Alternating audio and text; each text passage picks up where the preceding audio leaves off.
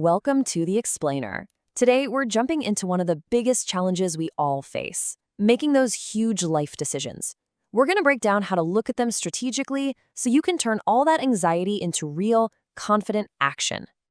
I mean, we've all been there, right? You're standing at this massive crossroads, and it feels like whatever you choose is going to define your entire future. The pressure to make the one right choice, man, it can be totally paralyzing. Well, here's the good news. Making great decisions isn't some secret talent you're born with. It's a skill.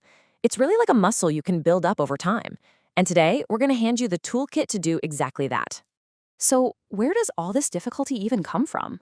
Well, usually it starts with this fundamental battle that kicks off right inside our own heads. You know the one, that classic tug of war between what you think you should do and what you feel you should do. The biggest mistake we make is thinking these two are enemies, that logic is the good guy and emotion is the bad guy. But they're not. Logic gives you the structure, the pros and cons list, but your emotions, they tell you what you actually care about.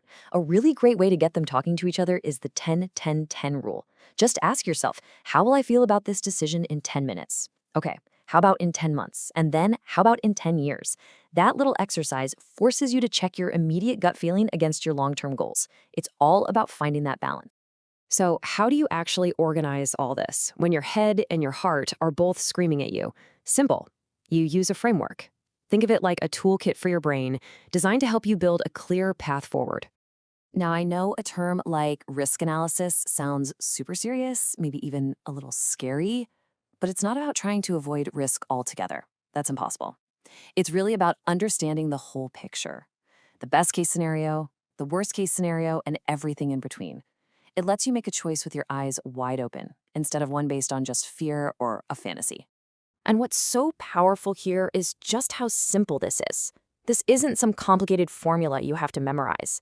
It's a straightforward, repeatable process that forces you to move past that vague feeling of anxiety and into a concrete analysis. And you can use it for pretty much anything, from a huge career move to a personal life choice.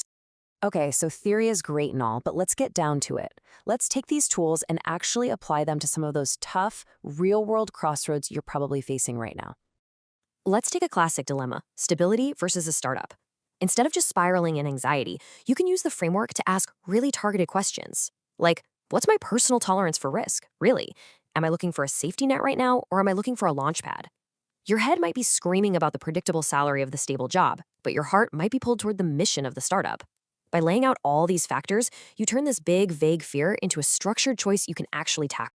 But okay, what happens when you use the frameworks, you make your choice, and it just doesn't work out the way you'd hoped?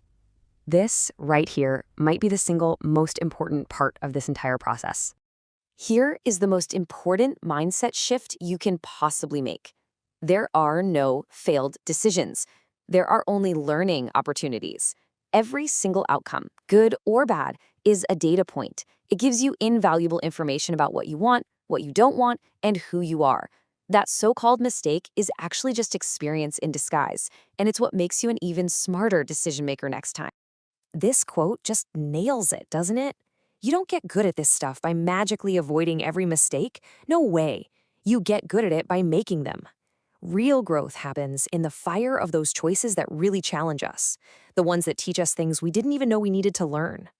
So, at the end of the day, the goal isn't to get rid of all risk or to somehow predict the future perfectly. It's to approach your next big crossroads, not with that old anxiety, but with a clear framework, with an honest look at both your head and your heart, and with the confidence that no matter what happens, you are going to learn and grow from the journey.